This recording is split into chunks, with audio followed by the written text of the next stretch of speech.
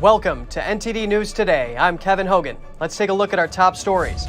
Russian missiles hit strategic targets in Ukraine, while the United States criticizes a top Russian official for, quote, loose talk about nuclear escalation. Russia has moved to halt gas exports to Poland and Bulgaria after the two countries refused to pay for supplies in rubles.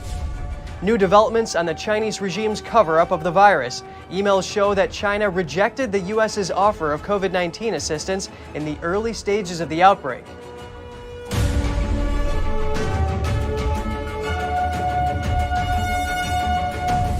The Russian government today released former U.S. Marine Trevor Reed from jail. He was sent back in exchange for a Russian pilot held in the U.S. Reed was serving a 9-year sentence in Russia. He was charged in 2019 with assaulting 2 police officers who drove him to a Moscow police station. Reports said he was drunk at the time. Moscow swapped him for a Russian pilot, Konstantin Yaroshenko. He was serving a 20-year sentence in the U.S. after a conviction on drug charges. In 2010, he was arrested in Liberia and extradited to the United States. Russian officials once accused the U.S. of failing to notify its consular service of the man's arrest and extradition. Russia has sought Yaroshenko's return for years, while also rejecting U.S. requests for Reed's return. Russian diplomats called the prisoner swap the result of a lengthy negotiation process. In a statement, U.S. President Joe Biden celebrated Reed's freedom. He said he could hear in the voices of his parents how much they missed him. I'm going to try not to cry because he doesn't want me to cry, but obviously I'm going to cry a little bit and give him big hugs and just give him hugs and it'll be the 4 of us together again in a few years, so it's going to be great. I want to hug him and not let him go. I was in Russia for 14 months, and I probably went to at least 20 different trial hearings where he's standing in a cage, and they won't let me touch him, shake his hand, or anything. So obviously, it'll be good to finally give my son a hug. Reed's family says his health deteriorated during his time in custody.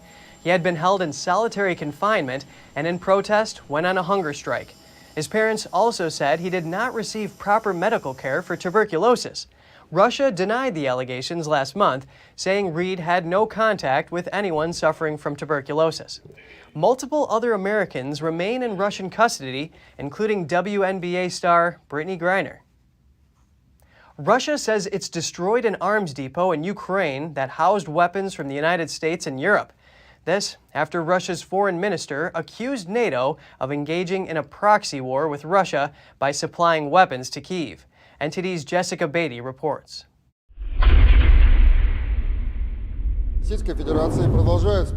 Russia's defense ministry said Wednesday its Caliber missiles struck an arms depot in Ukraine's Zaporizhzhia region, housing weapons from the United States and European countries. NTD is unable to independently confirm the Russian claim. Russian missiles also struck and damaged a strategic bridge in the Odessa region Tuesday, according to Odessa's city council.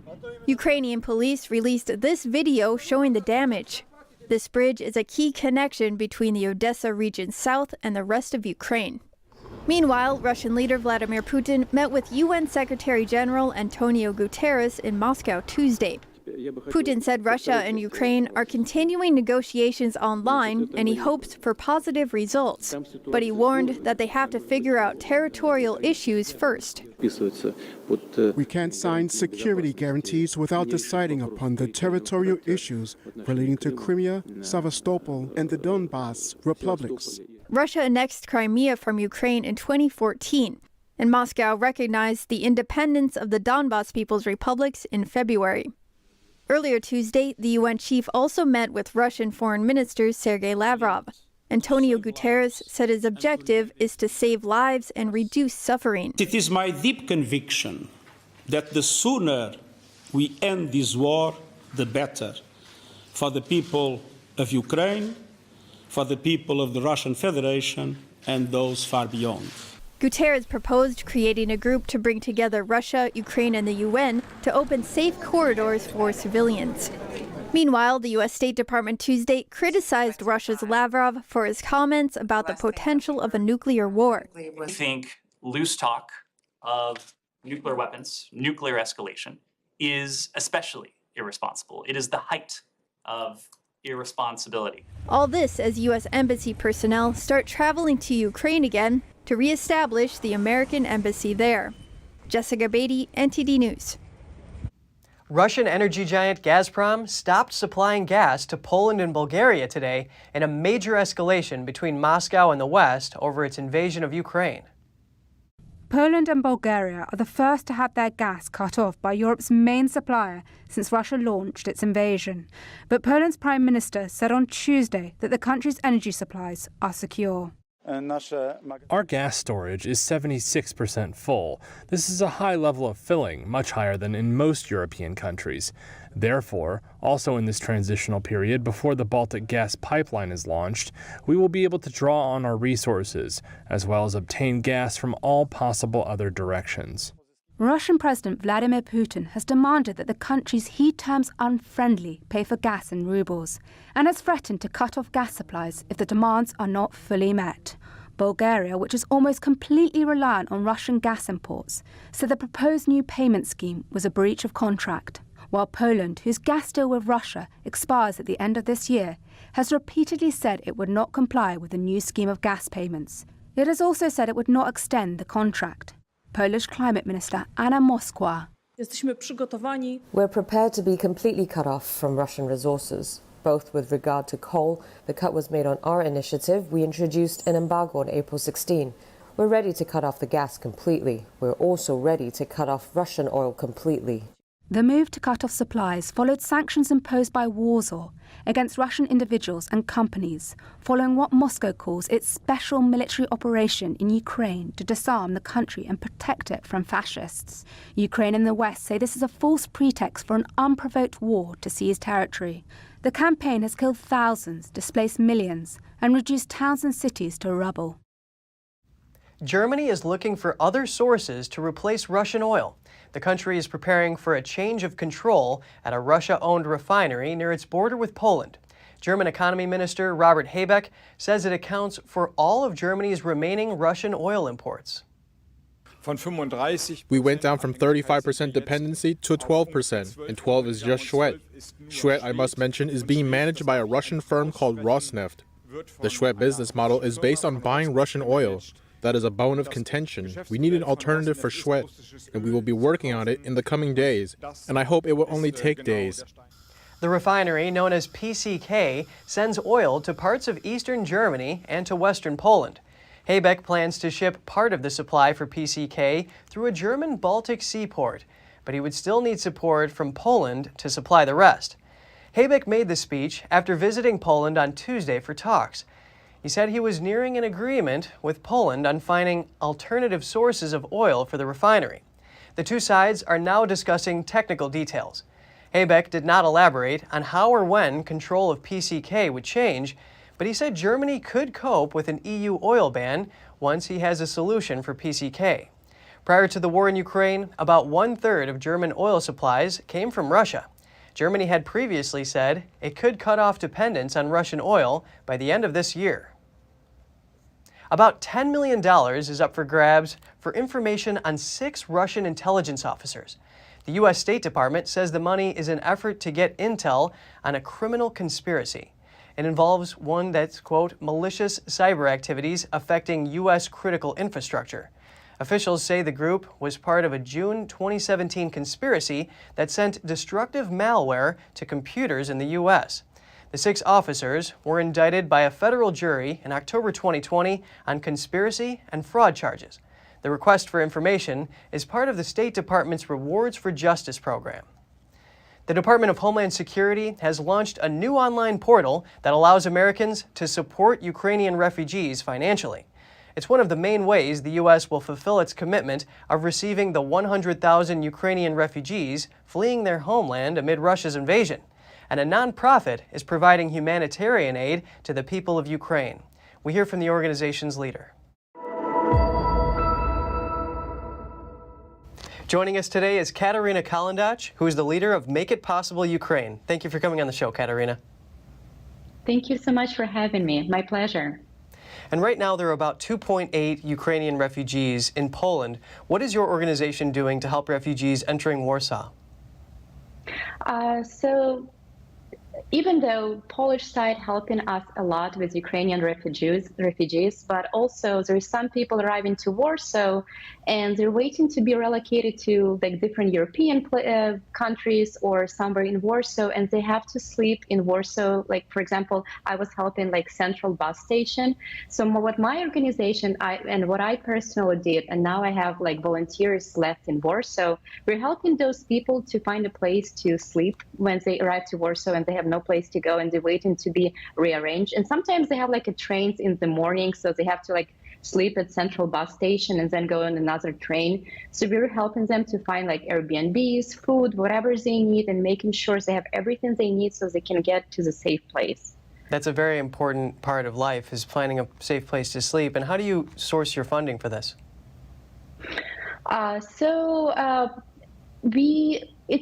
So we have different priorities. Like the most important priority at this moment, we are helping volunteers in Ukraine who fight along with Ukrainian army, or Ukrainian volunteers who go to like Eastern Ukraine and like specifically right now in dangerous places. So first of all, our allocation of funds are going to help to get them protective gears so they don't have to worry about their lives. Our second priority is refugees in Ukraine, because there's like a lot, because we feel like European Union is more prepared in some ways than Ukraine to help them out. So second priority is refugees in Ukraine, and third priority is helping refugees arriving to Warsaw. And the Warsaw is #1 place where like majority of them are, like probably like, I don't know, probably 1 million people, Ukrainians are in Warsaw right now, and probably hundreds of thousands of people are going through Warsaw, getting to different European places. So I would say we allocate 1/3 of our budget to those three causes at this moment. Now, in Lviv, former British Army vehicles are being made into ambulances to help refugees there. What is your organization doing to help refugees in this hub? Yeah, definitely. So we have established new shelters for refugees. So my organization personally, we do two things. First of all, we help to get shelters for refugees, anything they need. So it comes from like food for children, clothes, medication, anything they need. So we go to those shelters every single day. We get a list of things they need and we try to find them. Sometimes we find them in US, sometimes we find them in Europe, so it really depends. Second of all, we help with, we buy groceries, and we have a local restaurant here cooking meals for refugees. So we also deliver food to refugee shelters this moment. Well, Katerina Kalendac in Lviv, thank you so much for sharing this update with us. Thank you so much. Thank you for having me, and God bless Ukraine. Lawyers from Texas and Missouri appeared before the Supreme Court on Tuesday to stop the Biden administration from ending a Trump-era immigration policy. NTD's Jeremy Sandberg reports. Protesters and supporters of the Remain in Mexico policy gathered outside the Supreme Court in Washington, D.C. on Tuesday. Remain in Mexico, formerly known as Migrant Protection Protocols, is an immigration policy that requires some immigrants seeking asylum stay in Mexico while awaiting their hearings. The justices heard arguments from the Biden administration, who is appealing a lower court ruling that reinstates Trump's Remain in Mexico policy. This is after attorneys general from Texas and Missouri sued to maintain the program. We're arguing that the Biden administration, just like the rest of us, have to follow federal law. They either have to detain them or send them back to their country of origin. Biden suspended Trump's policy his first day in office, and Secretary of Homeland Security Alejandro Mayorkas officially ended it in June of 2021. In December, a federal district court reinstated it since the government lacks the capacity to detain all migrants waiting for a hearing. This is a central question about the rule of law and about border security. And the Biden administration's level of lawlessness and how they've handled these issues is staggering. And that's why we've been victorious before at the lower court, why we're back here today. The Biden administration is also being sued over another immigration policy called Title 42. Title 42 is a Trump-era program that allows federal authorities to quickly deport illegal immigrants due to public health concerns over the spread of the CCP virus. On April 1st, President Biden announced his plans to repeal Title 42 in May. Attorney General Ken Paxton of Texas requested an emergency motion to freeze the president's termination order in federal court. By ending the Remain in Mexico policy in Title 42, the Texas Attorney General feels that loopholes are left open in U.S. immigration policy. They're not running from Border Patrol, they're turning themselves in. because that's how it works now. Cartels deliver, the Biden administration transports them. Without enough detention facilities in the U.S., Texas and Missouri argue that the administration's only option is to make immigrants wait in Mexico until their hearings. Some Democrats are also opposed to ending current policies without first putting another solution in place. We truly have a crisis on our hands. The border is a crisis, and we've got to address that. We have to secure our borders. Our borders are not secure. They need to be secured. The decision to end Title 42 is being legally challenged by 22 states and is facing opposition from both Democrat and Republican senators until the president declares an end to the COVID-19 national emergency. A federal judge on Monday put a temporary block on the repeal. Jeremy Sandberg, NTD News. President Joe Biden is reversing another Trump-era policy. This time, it's light bulbs. Tuesday, the Department of Energy finalized new efficiency rules to phase out older, high-energy incandescent light bulbs. Old bulbs that don't meet the new standard will need to be phased out of production within 75 days. The Department of Energy will work with manufacturers to ease the transition. And full enforcement of the rule will go into effect in July 2023, which is also the deadline for retailers to stop selling them. The move is the culmination of a decades-long bipartisan effort to phase out inefficient light bulbs. In 2019, former President Donald Trump halted the new efficiency requirements for economic reasons. Attorney General Merrick Garland says he won't allow any interference into the Justice Department's investigation of President Biden's son, Hunter Biden. NTD's Allison Lee has more.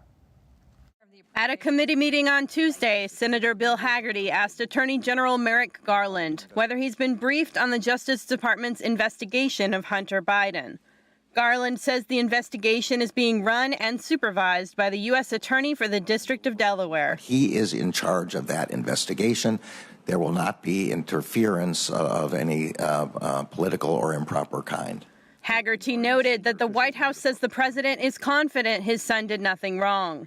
The senator asked Garland, how can the American people be confident that the Biden administration is conducting a serious investigation? Because we put the investigation in the hands of a Trump appointee from the previous administration, who's the United States Attorney for the District of Delaware, and because you have me as the Attorney General who is committed to the independence of the Justice Department from any influence from the White House in criminal matters.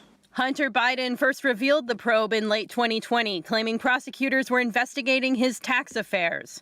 Reporting by Allison Lee, NTD News. A federal court dismissed all challenges to a provision in Texas's fetal heartbeat abortion ban. The law, signed last year, has faced numerous challenges since its inception, but none have been successful. The Fifth Circuit Court of Appeals sent the challenge back to the lower court on Tuesday, ordering it to dismiss all challenges to the private enforcement provisions. This is referring to the law's novel enforcement method, which allows citizens to sue anyone suspected of assisting with or performing an abortion. The law bans abortion after around 6 weeks of pregnancy, when the fetal heartbeat can be detected. The Texas governor celebrated the court's decision, saying the law is saving babies every day. Since taking effect, abortions in the state have plummeted. Male or female, those are the only two options to put as the gender for newborns in Oklahoma. Governor Kevin Stitt signed into law a bill on Tuesday banning the option to indicate a non-binary gender on state birth certificates. This makes Oklahoma the first state to ban the non-binary option explicitly via legislation. The summary of the bill states that it requires the biological sex designation on a birth certificate to be either male or female and prohibits a non-binary or any symbol representing a non-binary designation. The bill also bars people from changing their gender on their birth certificates. The Oklahoma State Department of Health reached a settlement in May 2021 in which it agreed to add non-binary as an option on birth certificates. At the time, the governor said it was doing so without permission under Oklahoma law. The measure was first proposed in February 2022 and passed in a party line vote of 75-16. The Kansas State Senate on Monday voted to override Governor Laura Kelly's veto on the Fairness in Women's Sports Act. The bill will ban biological male athletes from competing in women's school sports across the state. The legislation requires sports that are sponsored by public educational institutions to ban male students from joining teams or sports designated for females. It does not ban female athletes or girls from participating in men's or boys' sports. The bill was introduced by Republicans in February 2021 and vetoed by Kelly on April 15th. Republican sponsors of the bill say it's needed to create fairness and protect the integrity of female sports and opportunities for girls to gain college athletic scholarships. Last month, 14-year-old Tyree Sampson fell to his death from an amusement park ride in Florida. Now his parents have filed a lawsuit against the ride's owner, manufacturer, and landlord. They are saying the accident could have and should have been prevented. 14-year-old Sampson was 6'2" and weighed 380 pounds. The lawsuit claims the defendant failed to warn him about the risk of someone of his size going on the ride and didn't provide an appropriate restraint system. The lawsuit also said that while most free-fall rides have a shoulders harness and a seatbelt, the Orlando free-fall ride had only an over-the-shoulder harness, and that adding seatbelts to the ride's 30 seats would have only cost $660. An attorney for the ride's owner, Orlando Slingshot, said the company was continuing to cooperate with state investigators. Check that ground beef in your fridge or freezer. More than 120,000 pounds of ground beef products are being recalled because there are concerns they could be contaminated with E. coli. The beef was carried by brands including Thomas Farms, Nature's Reserve, and Market Side Butcher, and manufactured between February 1st and April 8th. If you have any of that beef, throw it out.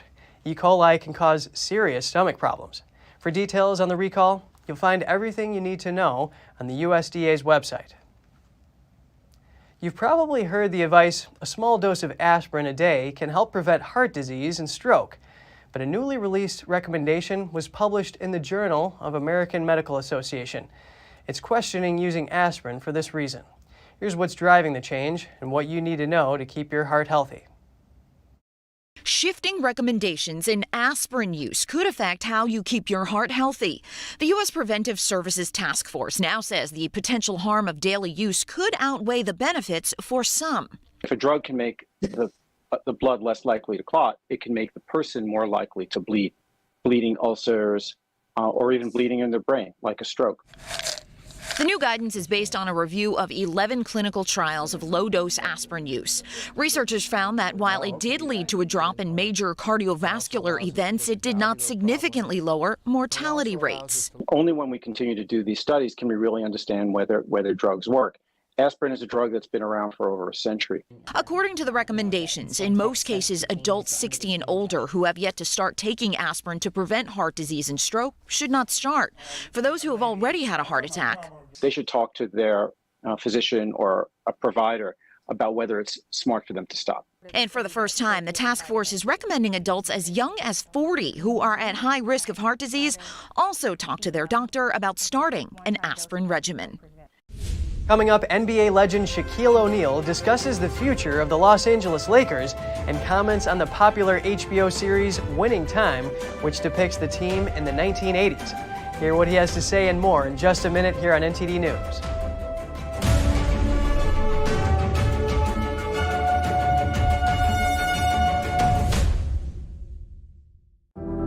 Secure, the true solution for your digital privacy and security. Secure is a private and secure messaging and email solution hosted in Switzerland, using military-grade encryption and Swiss privacy laws, giving you true privacy. Secure is 100% private and does not collect or sell any of your personal data. Secure's Helix technology connects you securely to our Swiss servers without the need of a VPN, guaranteeing privacy and security for all your communications. Secure Messenger doesn't require your phone number or any personal data that hackers target. Chat by Invites allows you to chat privately and securely with anyone outside of your secure network without the need for others to download Secure. Secure Send offers you a private and secure way to email anyone outside of Secure. You won't find this level of privacy or security on any other email or instant messaging application. Visit secure.com. Regain and protect your privacy today.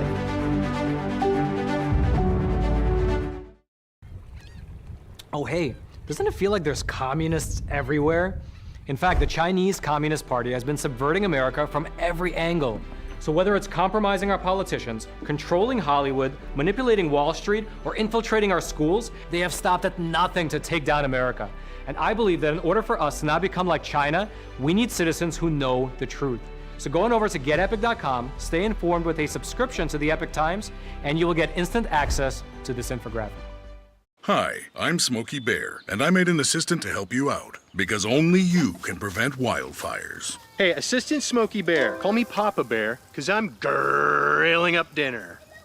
Do you get it? Yes, good job. So, what should I do with all these coals? Don't just toss them out. Put them in a metal container because those embers can start a wildfire. I understand. The stakes are high. Ha ha ha ha. See, Smokey thinks I'm funny.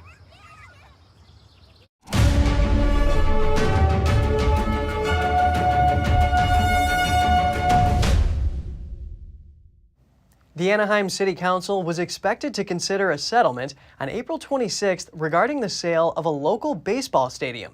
The agreement requires the city to allocate over $123 million for new, affordable housing. California Attorney General Rob Bonta on April 25th urged the Anaheim Council to accept the settlement agreement. In total, the settlement would result in 1,000 new affordable homes, Bonta's office said. The funds would come from the sale of the 150-acre Angel Stadium. The Department of Housing and Community Development alleges that the city violated the Surplus Land Act by not making certain offers on the sale first. The act requires sellers first offer to sell land to developers and set aside at least 80% for housing, with 40% for affordable housing units, among other zoning and public notification requirements. The sale was first approved in 2019. According to Bonta's office, the settlement is part of a wider state effort to address California's housing crisis. NBA legend Shaquille O'Neal has said the Los Angeles Lakers should keep LeBron James, Russell Westbrook, and Anthony Davis together, but adds the team needs to surround them with younger players who can knock down shots. NTD's Andrew Thomas has the details. Injuries sidelined Los Angeles Lakers players LeBron James, Russell Westbrook, and Anthony Davis for stretches of the season and prevented the three players from ever finding a rhythm. The veteran squad ultimately missed the playoffs. Definitely got to get younger. So if you're going to keep LeBron, Russell, and AD, everybody else has to be young. Very young. Can't have 5 and 6 guys in their upper 30s, because the league is getting younger and getting faster. The Lakers parted ways with Frank Vogel at the end of the season, despite the head coach having led the team to a championship in 2020. O'Neal said Mark Jackson would be his pick to replace Vogel. Mark Jackson helped build Golden State. Steve Kerr took it to the next level, but it was Mark Jackson who, made it a very sexy brand to watch. So I'm sure he can do that with LeBron and Russ. O'Neal said he is a fan of the popular HBO show Winning Time, a series on the rise of the Showtime-era Lakers in the 1980s. Yes, I like it. I don't like how they're depicting my good friend Jerry West, but other than that, I think it's very, very interesting. Jerry was Jerry was always kind and compassionate to me. I never seen him have those so-called meltdowns. So I think that portrayal of Mr. West is probably false. West, the Lakers' former general manager, is depicted in early episodes as having a hot temper. Despite that, O'Neal said he would welcome a second season focused on the Shaq and Kobe Bryant-led Lakers, who won 3 straight championships starting in 2000. Andrew Thomas, NTD News. Novak Djokovic will be allowed to defend his Wimbledon title this summer. This after tournament organizers announced players who are unvaccinated against COVID can compete at the All England Lawn Tennis Club. The club said because the United Kingdom does not require vaccination to enter it, they will not require it either, but they do encourage it. The tournament takes place in London from June 27th to July 10th. Djokovic was not allowed at the Australian Open in January after having his visa revoked due to his unvaccinated status. After his deportation from Australia, he went on to miss the Masters 1000 events at Indian Well and Miami due to the United States COVID-19 entry rules. Earlier this year, he said he was willing to miss out on other tournaments if they required him to be vaccinated. And still to come, a court in Burma sentenced deposed leader Aung San Suu Kyi to 5 years in prison. She is facing multiple charges. And the World Health Organization says a second Ebola patient has died in the Congo just days after a new outbreak. Stay tuned for more here on NTD News.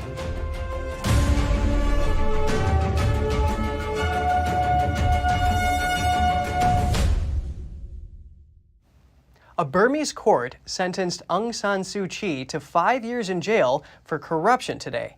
Her trial was held behind closed doors. Suu Kyi has been charged with at least 18 offenses. They carry combined jail terms of 190 years if convicted of all. The latest case centered on the allegation that Suu Kyi accepted gold and cash payments from her protege turned accuser. He is the former chief minister of Yangon, the largest city in Burma.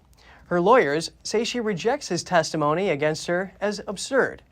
Her supporters and legal experts consider her prosecution an unjust move to discredit Suu Kyi. They say it's to legitimize the military's seizure of power in Burma, also known as Myanmar. The Nobel Peace Prize laureate has been held in an undisclosed location since early 2021. That's when she was forced from power by the military in a coup. New emails shed more light on Beijing's cover-up of the pandemic. In the early stages, when the virus first broke out, the emails show that the Chinese regime rejected a U.S. offer of assistance. Those emails were obtained by the Epoch Times. Beijing officially acknowledged that there was an outbreak of an unknown pneumonia disease in 2020. And 3 days later, the head of the CDC at the time, Robert Redfield, wrote to his Chinese counterpart, George Gao, asking him to get on the phone. He said in that email, "I've been trying to reach you and will try again in a few hours." This was the first of several U.S. attempts to offer assistance to China over the next few weeks. Redfield later said that the Chinese regime didn't accept U.S. help. He said he thought it could have made a big difference.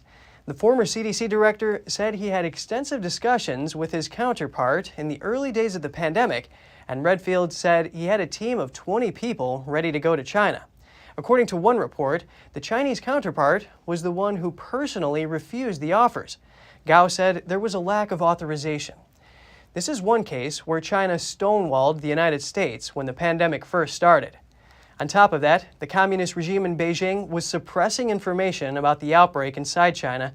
That was at a time when any health data was critical to helping create a better COVID-19 strategy for containment and could have helped minimize the spread of the virus.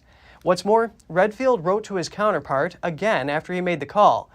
The subject line for the email was "Offer of Assistance." It reads, "China has tremendous capacity in infectious diseases and outbreak investigation, and in the spirit of cooperation, I would like to offer CDC technical experts in laboratory and epidemiology of respiratory infectious diseases to assist you and China CDC in identification of this unknown and possibly novel pathogen."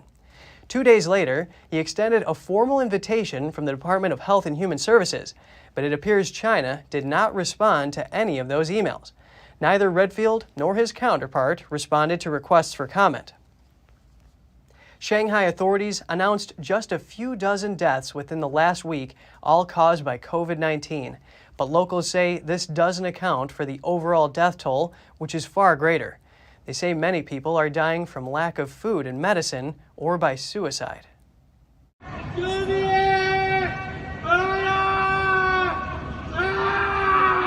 Earlier this month, an elderly woman in Shanghai died after jumping from a tall building. She reportedly decided to commit suicide because she couldn't bear her hunger anymore.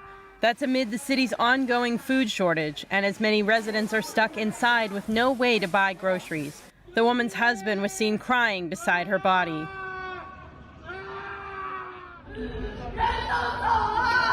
In another clip from this month, another Shanghai woman was heard screaming from her window, saying her relative was in a dire situation and needed dialysis treatment. But with her neighborhood under strict orders to stay inside, her relative couldn't get hospital treatment and later passed away at home. In another case, a violinist in the city began suffering from acute pancreas inflammation about a week ago. Hospitals refused to take him in due to lockdown measures. Unable to bear the pain, he ended his life by jumping from a building. These cases represent just a handful of those shared online in recent weeks. A China affairs expert says the death toll from the Chinese Communist Party's zero-tolerance policy toward the virus is far greater than that of the pandemic itself. There must be numerous similar death cases in Shanghai and other cities. It's just that Shanghai is a special city, and these people get more attention, so we can know what happened there. From their stories, we know how much harm the CCP's autocratic zero-case policy has caused to people. Chinese internet users have put together a digital list of death cases in Shanghai. Most of the information comes from social media posts by the deceased's family, friends, or neighbors. But the list didn't last long online, quickly becoming a target for censorship. Another case on the list is that of a Shanghai nurse. She died of an asthma attack, even after the hospital she had worked for refused to treat her. What's more, even an official with China's health commission committed suicide after he couldn't handle the pressure of upholding the country's zero-tolerance virus policy. In still another case, a well-known economist's mother died just outside the door of a hospital. She had been waiting for the results of a COVID-19 test for 4 hours, needing to test negative before the facility would allow her inside for treatment. A former Shanghai doctor says he believes the list of unofficial deaths only makes up a small portion of the city's true death toll. What about those undisclosed death cases? Because some residents were so panicked that they didn't disclose death cases. The majority of countries outside China are learning to coexist with the virus in low numbers, especially because the Omicron variant has a low fatality rate. China is among the few still insisting on its zero COVID-19 policy, which seeks to completely eliminate the infection by shutting down stores, confining residents to their homes, and repeated mass testing for all citizens. The UN Human Rights Office has set out on a trip to China's Xinjiang region. A spokesman says the 5-member team arrived Monday in China's Guangzhou city. There, they will have a 3-week quarantine under Chinese regulations. The arrival of the advanced team precedes a scheduled visit by UN Human Rights Chief Michelle Bachelet in May. She will be the first UN High Commissioner for Human Rights to visit China since Louise Arbour in 2005. Her upcoming trip will include a visit to the western region of Xinjiang. Activists say there are about 1 million Uyghurs in mass detention there. The Human Rights Office did not provide further details on the timing of Bachelet's visit. A senior defense official in Taiwan says the war in Ukraine will inform the island's major military exercises this year. We will keep a close watch on the Russia-Ukraine war and the movements of the Chinese Communist military and will carry out exercises.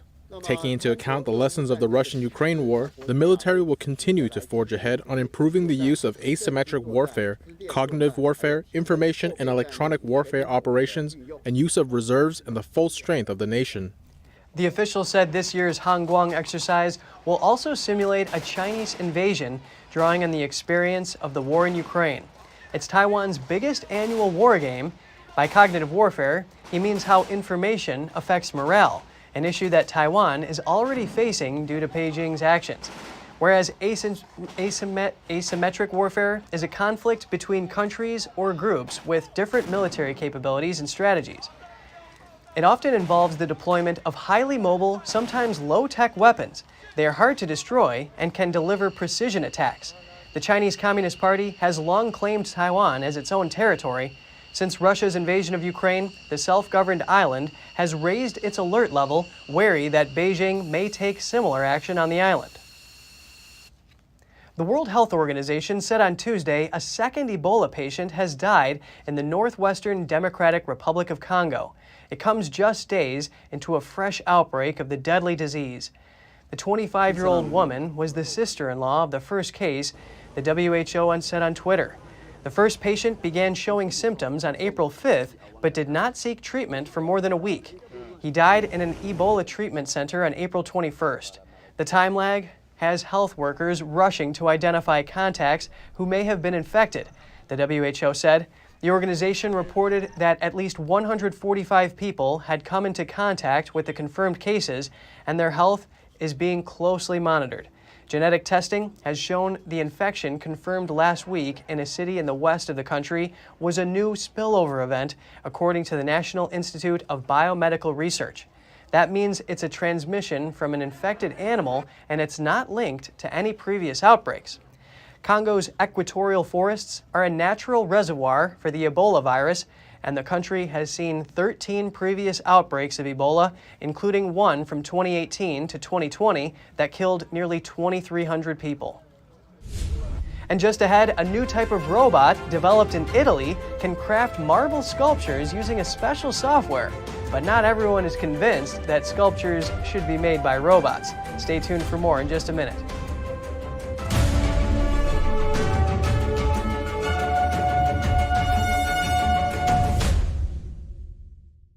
An unthinkable genocide took the lives of 6 million Jews, and thousands of Jewish survivors are still suffering in poverty today.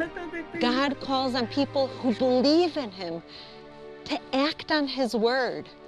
Comfort ye, comfort my people. When I come here and I sit with Lily, I realize what she needs right now is food. These elderly Jews are weak and they're sick. They're living on $2 a day, which is impossible. This now is how God's children are living. Take this time to send a survival food box to these forgotten Jews.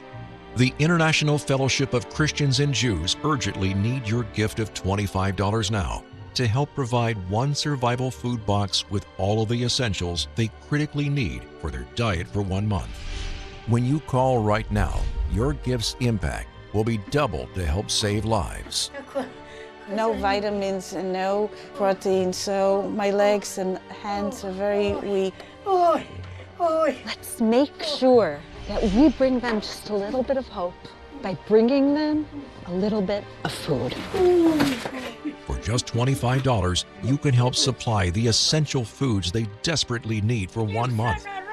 When you call right now, your gift's impact will be doubled to help save lives. For over 35 years, this trusted ministry has given Christians like me a way to tangibly bless Jewish people who are in need throughout the world. God tells us to take care of them, to feed the hungry. And I pray Holocaust survivors will be given the basic needs that they so desperately pray for to survive.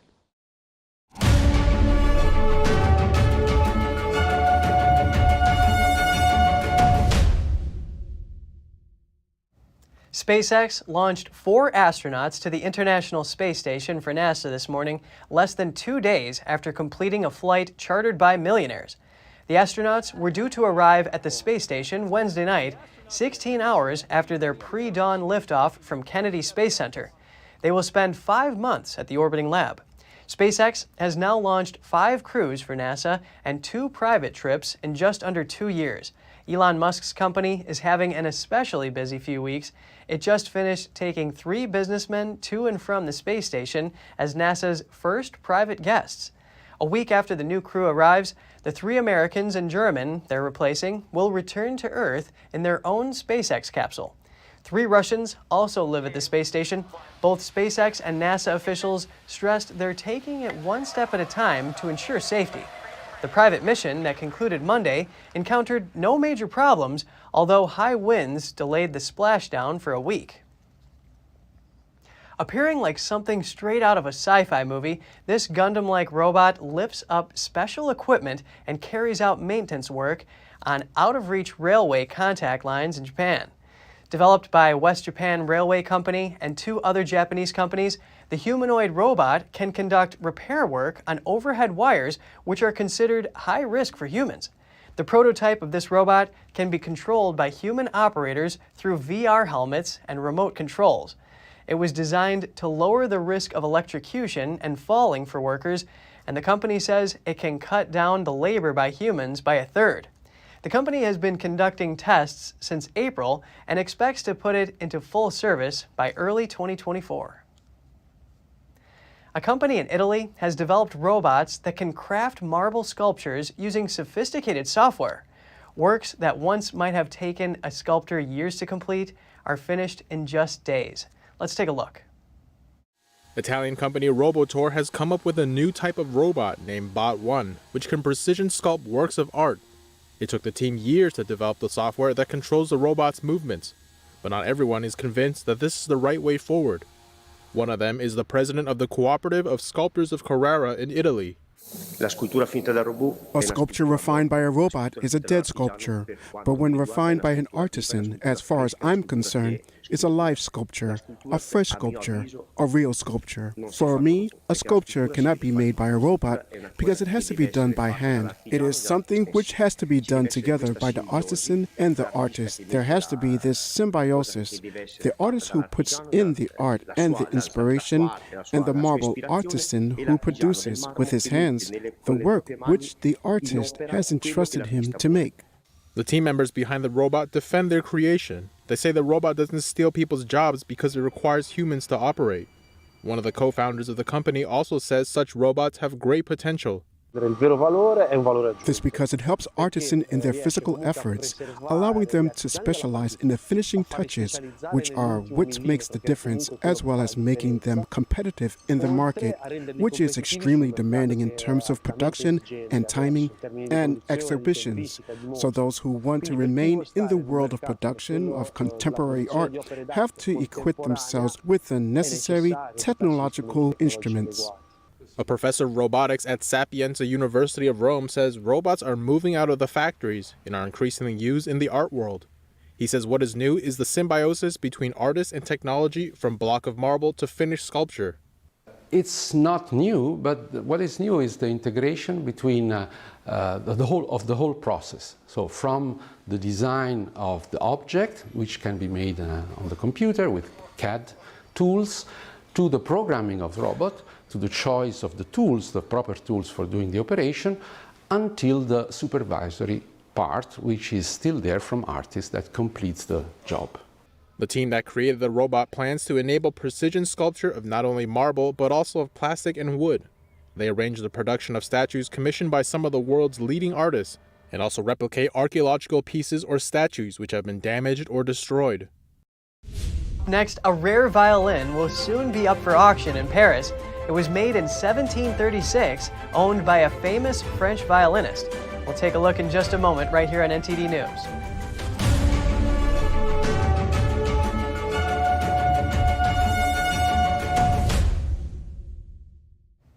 A rare violin is going up for auction. It was crafted by a famed Italian in 1736. It will be sold in a Paris suburb this June after a short exhibition period. NTD's Andrew Thomas has more. This flamed maple-backed violin is one of only approximately 150 made by Italian luthier Giuseppe Guarneri, whose output was relatively limited compared to his contemporary Antonio Stradivari. So to be able to sell one at an auction house like ours is a great source of pride. There are lots of violins, but this one is the equivalent of selling a Rembrandt, a Goya, or even a Leonardo da Vinci painting. Among violins, this one is exceptional. Crafted at the height of Guarneri's career, it was bought by violinist Regis Pasquier more than 20 years ago, in a fairy tale encounter between musician and instrument. It's only 351 millimeters tall, this little thing, this little sound box, but it can be played in the biggest halls in the world, and that's what Regis Pasquier was immediately very happy about. He told us that when he was buying it, he chose from a room full of a dozen or so violins, and he chose this one. The violin had an exceptional sound and had filled large concert halls from Carnegie Hall in New York to the Opera Garnier in Paris, with its last concert being just a few months ago. What's unique about this violin is that it's been played even very recently. It belongs to Regis Pasquier, who's a great violinist. It doesn't belong to a collector who's left it in a trunk and allowed it to be played now and then. The violin will be auctioned on June 3rd after a 3-day exhibition, and its estimated value is between $4.2 million and $4.7 million. But the instrument could sell for up to $10.5 million. Andrew Thomas, NTD News. You've heard before that fast food is bad for your health. This story shows how poor dietary decision-making increases cancer risk. Plus, we have some tips on how to conquer these bad eating habits once and for all. Here's Gina Marie, who brings us Strong Mind and Body.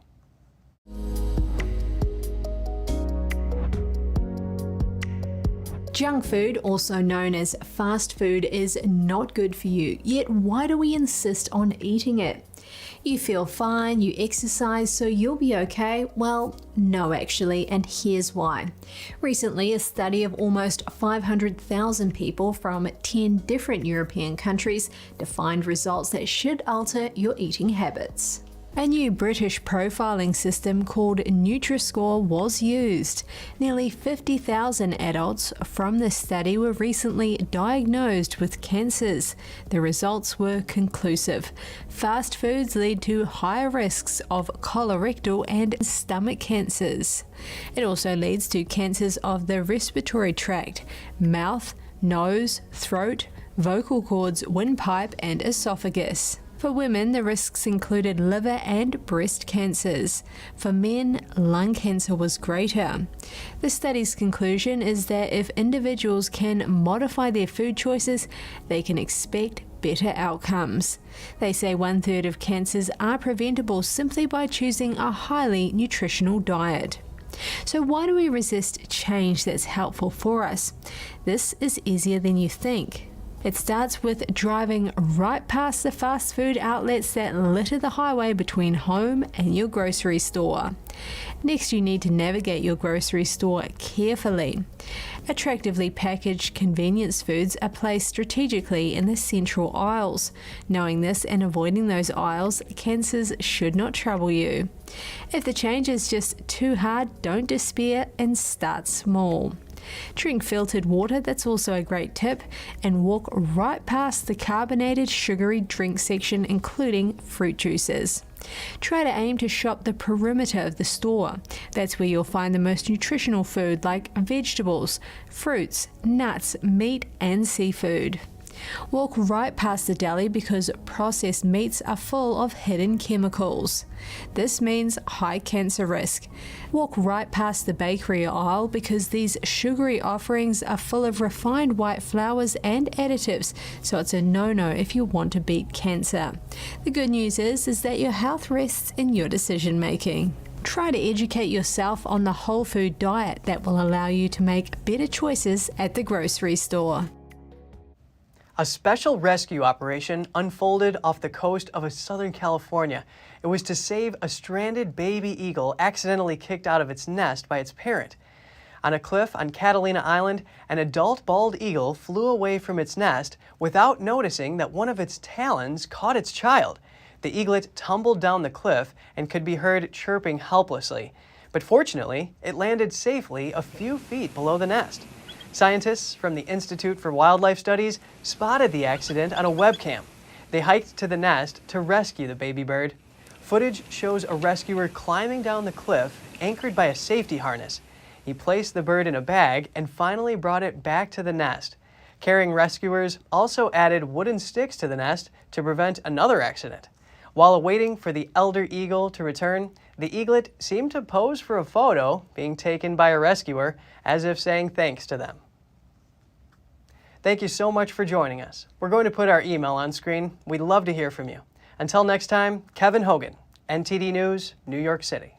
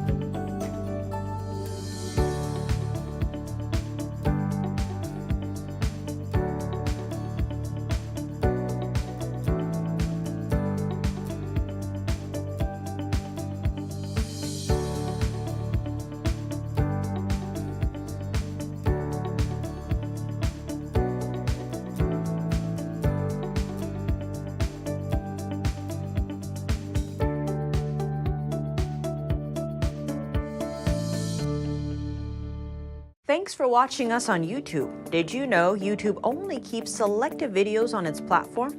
So if you want to make sure you get the full picture, just subscribe to our newsletter. Go to newsletter.ntd.com and sign up. It's free.